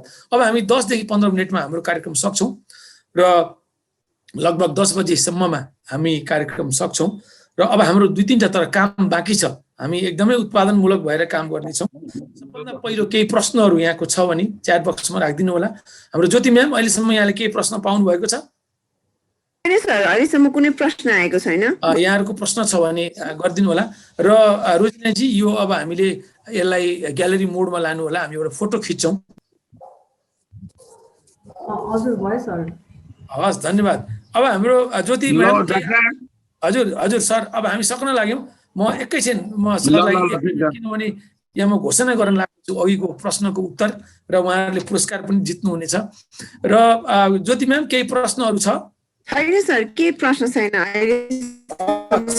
धन्यवाद। र यो पुरस्कार अघि हाम्रो 2टा प्रश्न थियो। नेपालको पहिलो प्रधानमन्त्री को होला भन्नेमा हाम्रो आदरणीय सुरेन्द्र श्रेष्ठ, हाम्रो प्रोफेसर डाक्टर सुरेन्द्र श्रेष्ठ हुनुहुन्छ। उहाँलाई धेरै धेरै धन्यवाद छ। उहाँले चाहिँ भीमसेन थापा भनेर लेख्नु भएको छ, सायद त्यति बेला मुख्तियार भनेर पनि भनिन्थ्यो। र उहाँलाई चाहिँ पुरस्कारको लागि हाम्रो नेपाल विकास अनुसन्धान प्रतिष्ठानमा यहाँको नजिकै छिमेकी छौँ हामी, त्यहाँ हजुरले आउनु होला। हजुरले त्यहाँ चाहिँ पुरस्कारको एउटा प्याकेट पाउनुहुनेछ। र यस्तै हाम्रो दोस्रो, अब यो चाहिँ 2 किसिमको प्रधानमन्त्री, एउटा निर्वाचित प्रधानमन्त्री पनि पहिलो प्रधानमन्त्री हो। त्यो कारणले निर्वाचित प्रधानमन्त्रीको रूपमा विश्वेश्वर प्रसाद कोइराला हुनुहुन्थ्यो भनेर हाम्रो रुजु शर्मा तिमीले लेख्नु भएको छ। डाक्टर रुजु शर्मा, यहाँलाई पनि बधाई छ। र यहाँले पनि एनडीआरआईबाट पुरस्कार प्राप्त गर्नुहुनेछ। र त्यसपछि हाम्रो दोस्रो प्रश्न, नेपालको पहिलो महिला प्रधानमन्त्री हाम्रो आदरणीय माननीय ज्यूले नै, हाम्रो माननीय पूर्व मन्त्री कल्पना धमला ज्यूले नै नो भनेर लेख्नु भएको छ, अहिलेसम्म भएको छैन। र त्यसकारण मन्त्रीज्यूलाई बधाई सहित हामी सबैको तर्फबाट यहाँलाई चाहिँ के शुभकामना दिन चाहन्छौँ भने त्यो पद यहाँको लागि खाली छ। अब निकट भविष्यमा नै हामी सबै यहाँको साथमा हुन्छौँ। त्यो पद के सुन्न पाऊँ भने हाम्रो नेपालको पहिलो महिला प्रधानमन्त्री हाम्रो आदरणीय कल्पना धमलाज्यू हुनुहुन्छ भनेर हामी सुन्न पाऊँ, यहाँलाई हामी चाहिँ शुभकामना दिन चाहन्छौँ। यहाँहरू सबैले जोरदार तालीले एकचोटि उहाँलाई चाहिँ नि यो शुभकामना दिनु र यो पद चाहिँ यहाँको लागि खुल्ला छ हैन, हामी कामना गर्छौँ त्यो। र यस्तै हाम्रो रोजिना श्रेष्ठज्यू, हाम्रो रोजिना श्रेष्ठज्यू यो चाहिँ हाम्रो मिस अर्थ होइन, मिस एनडीआरआई हुनुहुन्छ, किन यहाँको नाम एउटै। हाम्रो रोजिना श्रेष्ठ ज्यूले चाहिँ पनि यो उहाँले यहाँलाई लेख्नु भएको छ कि नेपालको अहिलेसम्म महिला प्रधानमन्त्री भएको छैन भनेर। त्यसकारण अब यो पहिलो त हाम्रो आदरणीय कल्पना धमलाज्यू भइहाल्नुहुन्छ। त्यसपछि दोस्रो तेस्रो चौथो हुनको लागि यहाँहरू सबैको लागि के छ भने त्यो पद खुल्ला छ, यहाँहरूसँग हामी रहनेछौँ, संयुक्त रूपमा हामी काम गरौँ र यो चाहिँ नि एउटा हाम्रो सपना साकार पारौँ। र अहिलेसम्म हामीले चाहेको जस्तो हाम्रो मुलुकको प्रगति गर्न सकेका छैनौँ। र अहिलेसम्म पुरुष मात्रै प्रधानमन्त्री, उहाँले सक्नु भएन, अहिलेसम्म देखिएन हामीले चाहेको जस्तो। हामीले जापान जस्तो बनाउने भन्यौँ, सिङ्गापुर जस्तो बनाउने भन्यौँ, स्विजरल्यान्ड जस्तो बनाउने भन्यौँ, तर अहिलेसम्म भएको छैन। त्यो भएको हुनाले त्यो काम यहाँहरूले पुरा गर्नुपर्छ। यहाँहरू पक्कै पनि सफल हुनुहुन्छ, हामीभन्दा सफल, पुरुषभन्दा यहाँहरू पक्कै पनि सफल हुनुहुन्छ। र तर हामी सहकार्य गर्नेछौँ, यहाँहरूको नेतृत्वमा, यहाँहरूको अगुवाईमा हामी अगाडि बढ्नेछौँ र हाम्रो मुलुकलाई पनि हामी ती अरू मुलुक जस्तै बनाउनेछौँ। र यति भनेर मैले मेरो यो छोटो भनाइ म अन्त्य गर्छु र म आदरणीय पूर्व मन्त्री गणेश शाहज्यूलाई, हाम्रो अभिभावक हुनुहुन्छ, हाम्रो योगेश्वर भगवान श्रीकृष्ण हुनुहुन्छ, हामीलाई चाहिँ बाटो देखाउनुहुन्छ, अर्जुन बनाएर हिँडाउनुहुन्छ। र उहाँलाई आजको यो कार्यक्रमलाई समापन गर्नुको लागि म हार्दिक अनुरोध गर्छु। पूर्व मन्त्री गणेश शाह। धन्यवाद डाक्टर साहब। अब मैले भनिहालेँ, अब आज चाहिँ तिनैजना यो के भन्छ गङ्गा जमुना सरस्वती भन्ने हो कि अब के भन्ने, अब हाम्रो तीन देवीहरूको दर्शन भयो होइन। मैले डाक्टर साहबले भन्दाखेरि चाहिँ मैले चाहिँ सबैजना चाहिँ त्यतिकै हुनुहुन्छ। मैले यसो विचार गरिरहेछ सम्बन्ध रोजिनाजीलाई अघि, अब मिस अर्थ हुनुहुन्छ, अब यो अर्थको नै अहिले यति सङ्कट छ कि पृथ्वी माताको लागि अब उहाँले संसारभरिको लेडिज मात्र एज ए मदर अर्थ भन्ने छ, त्यसमा चाहिँ अलिकता त्यो प्रगति र शुभकामना दिन चाहन्छु। अब हाम्रो शर्मिलाजीको मैले यसो विचार गरिरहेको थिएँ, युएनमा चाहिँ हाम्रो एउटा वन्दना राणाजी पुग्नु भएको छ, अझै त्योभन्दा माथि the secretary general of the UN first lady चाहिँ नेपालबाट हामी पठाउने हो कि भन्ने चाहिँ अहिलेदेखि हामीले चाहिँ उहाँहरूलाई चाहिँ के भन्छ सबै तर्फबाट चाहिँ, किनभने मेरो कहिलेकाहीँ यो इच्छाहरू जागेको हुन्छ क्या, नेपालीलाई केबाट चिनाउने, कहाँ चिनाउने, ज्ञान बुद्धि अब यो सबैबाट हो कि हामी अब यो एजमा हो कि अब जे सक्यौँ गऱ्यौँ, लोकतन्त्र प्रजातन्त्र जे भने पनि। त्यसै गरी आज हाम्रो अब कल्पनाजी त हाम्रो पार्टीमै हुनुहुन्छ कि हाम्रो म पछिको विज्ञान मन्त्री हुनुभयो र उहाँलाई हामीले चाहिँ अब अलिकता यो हाम्रो समाजको उत्थान विकास हुनु त्यो सबैजनालाई, त्यसको सँगसँगै हाम्रो त्यसैले तिनैजना तपाईँहरूलाई अब ओमानबाट ओमानमा इयरली मर्निङ छ, ब्याङ्ककमा चाहिँ अलि 2 घन्टा लेटै होला, हामीभन्दा 12 बज्न लाग्यो होला हो कि। अब हामी नेपालको त्यसपछि विभिन्न देशबाट हाम्रा धेरै साथीहरू जोड्नु भएको छ, त्यो सबैजनालाई मैले यो खास गरी यो पुनित मैले 2-3 दिन अगाडि होला यो हाम्रो रेगुलर यो फ्राइडे मिट छ, त्यसमा तपाईँहरूको टाइम मिल्यो भने you can join any time हो कि। यो 8:30 मा सुरु हुन्छ र हामी यो एनडीआरआई रिसोर्स हिमालय र अरूसँग मिलेर हामी चाहिँ आगामी दिनमा नेपाललाई चाहिँ मैले अघि नै भने कि समृद्ध सँगसँगै सुसंस्कृत र अलिकता ज्ञान र अलिकता नलेज बेस सोसाइटीहरू बनाउनेतिर पनि हाम्रो अभियान छ र त्यसमा सबैजनाको सहयोग, साथ, समर्थन, सद्भाव सम्बन्ध पनि सद्भावको हामी अहिले धेरै आवश्यकता चाहिँ महसुस गरिरहेछौँ। त्यसैले पुनः हाम्रो तिनैजनाले मैले अघि नै भने जुन नामले पुकारे पनि अब म यो दुईटा कुरा सूचना यहाँलाई जारी गरेर यो मिटिङ समाप्त गर्न चाहन्छु। पहिले के छ भने यो next week is the consumer day. अहिले विश्वभरि चाहिँ अब यो उपभोक्ताको शिक्षा, उपभोक्ताको अधिकारको त्यो बेलामा र अस्ति मात्र चाहिँ मैले एउटा ज्योति म्याडम पनि हुनुहुन्छ, अबको रिभर भने पानीको रिभर भने कि प्लास्टिकको रिभर भन्न लाग्यो भने प्लास्टिक रिभरको एउटा भिडियो आएको थियो, मैले त्यो अलिकता सेयर गरिदिएको थिएँ। त्यसैले यो मार्च महिना चाहिँ धेरै महत्त्वको महिना पनि हो, किनभने यो के अरे हाम्रो वसन्त ऋतुको सुरु भएपछि अस्ति डाक्टरले सरस्वती पूजाको मनाउनु भयो है। त्यसैले यो बेलामा चाहिँ हामीले धेरै फेस्टिभल्सको मुडहरू गर्नुहुन्छ। त्यसै गरी 22 मार्च चाहिँ वर्ल्ड वाटर डे हो र विश्वभरि अहिले पानीको सङ्कट, पानीको लागि युद्ध हुने जस्तो कुरो भइरहेछ। त्यसैले हाम्रो आगामी दिनको कार्यक्रम चाहिँ यो अलिकता उपभोक्तासँग पानीसँग पनि जोडिएको हुन्छ। त्यो कार्यक्रमहरूमा पनि जसलाई सम्भावना र समय मिल्यो भने कृपया जोइन गर्नु होला र तपाईँहरूको केही जिज्ञासा केही भयो भने पनि हाम्रो एनडिआरआईमा लेख्नु हो भने चाहिँ हाम्रो डाक्टर साहबले र त्यो कार्यालयले चाहिँ कम्युनिकेट गर्नुहुन्छ। त्यति भनेर सम्पूर्ण सहभागीहरूमा धन्यवाद व्यक्त गर्दै आजको कार्यक्रम समाप्त भएको जानकारी गराउँछु। सबैजनामा नमस्कार। यो हामीले एउटा व्हाट्सएपमा हाम्रो 77 वटा जिल्लाको हामी चाहिँ एउटा ग्रुप, व्हाट्सएप ग्रुप बनाएको छौँ, हरेक जिल्लाको एउटा, र त्यसको हामीले नयाँ जस्तो काठमाडौँ भयो नयाँ काठमाडौँ, दैलेख नयाँ दैलेख, कास्की नयाँ कास्की र दार्चुला नयाँ दार्चुला भनेर यसरी 77 वटा समूहहरू व्हाट्सएपमा बनिरहेका छन्।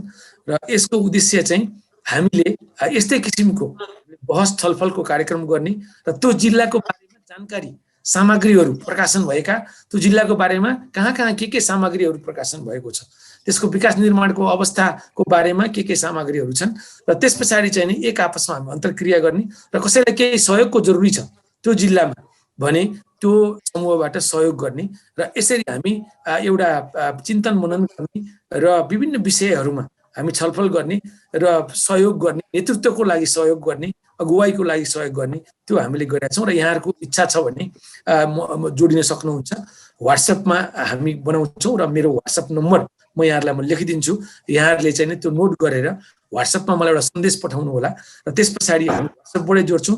र त्यसपछिको हाम्रो उद्देश्य भनेको यो सम्भवतः हाम्रो माननीयज्यूलाई धेरै नै यो काम लाग्ने हुन्छ।